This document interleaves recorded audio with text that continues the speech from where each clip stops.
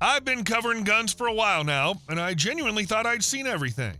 What gun manufacturers just released has absolutely no business being this good. New platforms, new calibers, stuff that was science fiction like 3 years ago? I've been going through all of it, so you don't have to. But honestly, you're gonna want to after this. If you thought you'd seen everything done with the Thompson Center platform, I'm here to prove you wrong.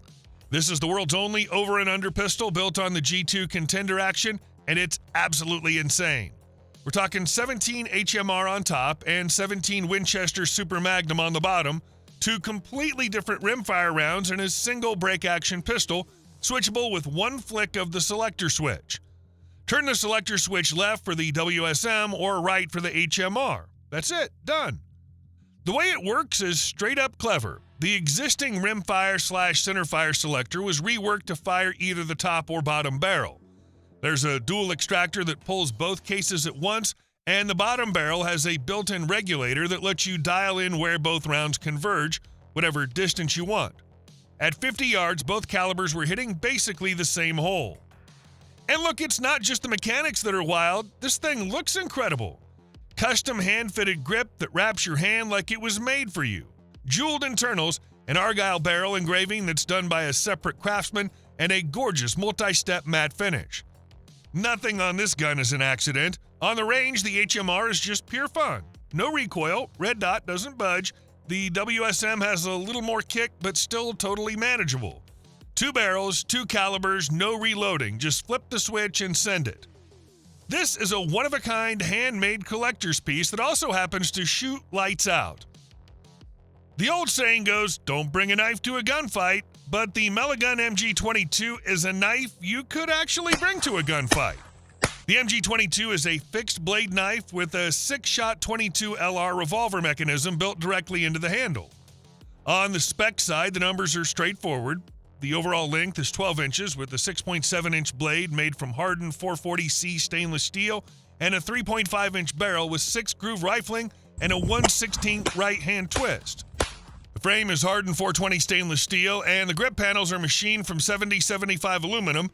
The firing mechanism sits integrated within the handle with a manual trigger and a manual safety. Capacity is 6 rounds of 22 LR. For those who want a bit more punch, Melagun also offers the MG25 chambered in 25 ACP. Note that this is not a concept piece or a prop, it's a real NFA-regulated firearm that you can actually buy, assuming you go through the proper channels. Legally, the MG22 is classified as any other weapon under the National Firearms Act. That classification means no tax stamp is required, but you still need to file the proper ATF paperwork, and it must be transferred through a Class 3 SOT FFL dealer. It cannot be shipped internationally or directly to consumers, so yes, there is homework involved, but you get more than a letter opener once you're done.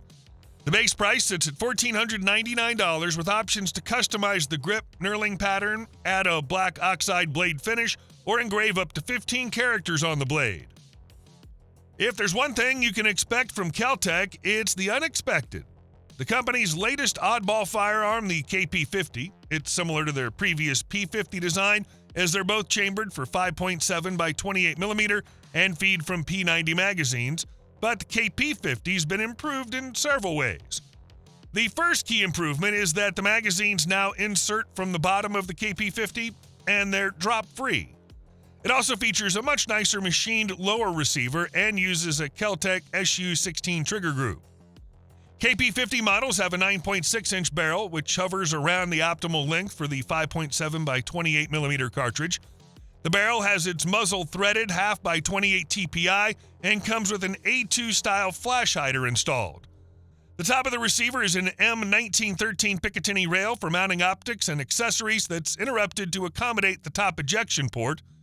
Controls are similar to the P50 with a non-reciprocating AR-style rear charging handle and a bilateral safety selector switch above the pistol grip.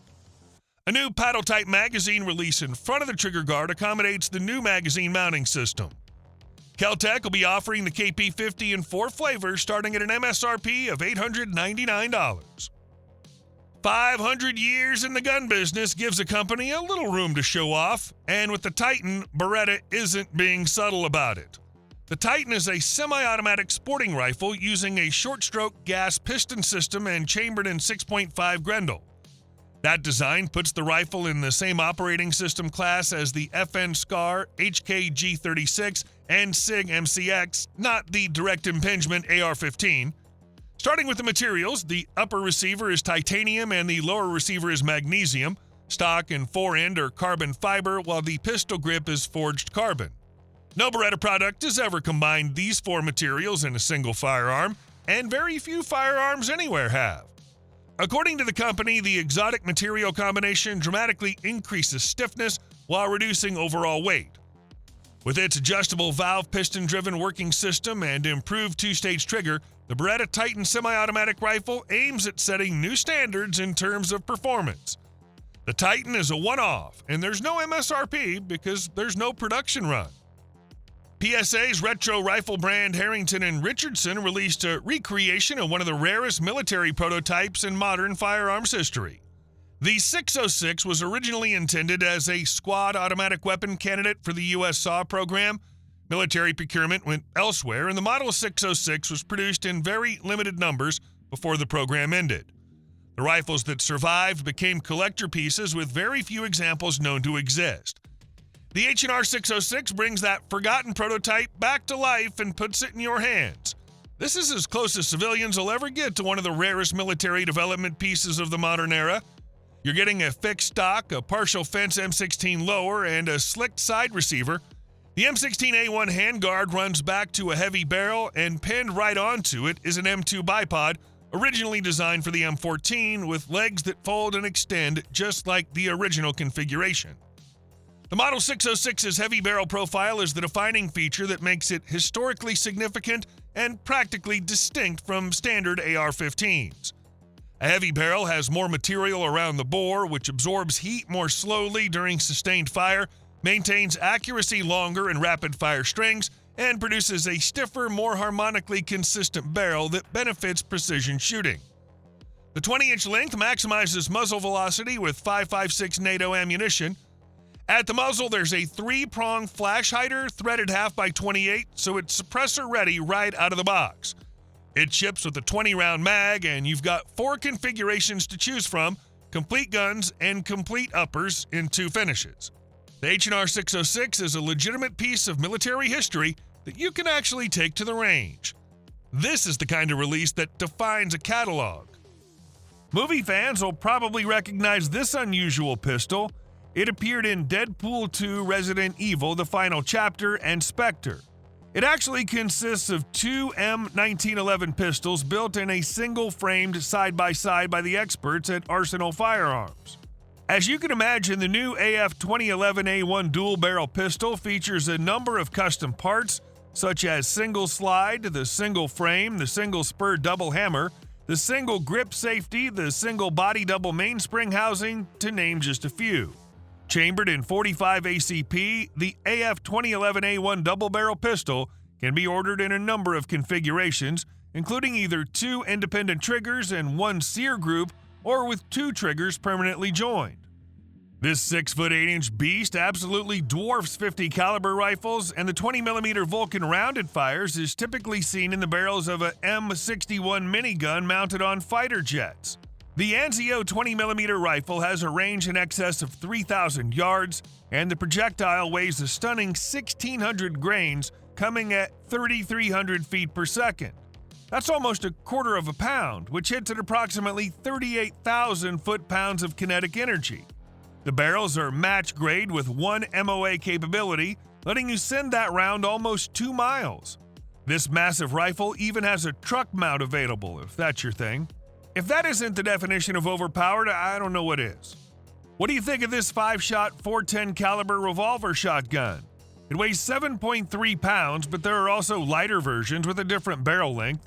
For example, for the Canadian markets, they made a version of the same caliber with an overall length of only 24 inches and a weight of about 4.4 pounds. It even fits in a backpack. In addition, at the exhibitions, they presented many models with different upgrades, such as an improved ventilated rib. There's also information about versions with rifled barrels. The price of the Suland SR410 shortened Canadian version is $700. Designated the Tavor 7, this 7.62mm bullpup rifle mixes the features of both IWI SAR and X95 rifles. Designed to be more reliable, durable for minimum operator maintenance, it has a compact bullpup configuration enabling the rapid acquisition of target and can fire approximately 600 to 900 rounds per minute.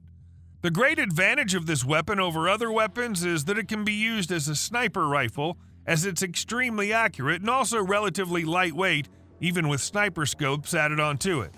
The rifle is fully ambidextrous with the ejection side and charging handle, as well as the safety lever and magazine release quickly interchangeable from side to side by the user. The pistol grip can also be changed or modified. Additional features of the Tavor 7 include a short-stroke gas piston with 4 available positions, regular conditions, extreme conditions, suppressor, and closed conditions, which are uniquely designed for the needs of special operations. If James Bond had a favorite sidearm, it would undoubtedly be the SilencerCo Maxim 9. Sleek and stylish, this 9mm pistol is like the sports car of handguns. But here's the real game changer. It comes with its very own built-in suppressor. That means when you fire this baby, it's as quiet as a whisper. What's more, the suppressor comes configurable for desired overall length. Out of the box, it ships in a 10-inch configuration, but removing the 2 long Allen screw rods, ditching baffles 2 and 3, and reinstalling the components with the included shorter rods, the Maxim 9 can be brought down to a slightly more manageable length of 9 inches. This is all while remaining relatively ear-safe with most ammunition types. Now that's impressive.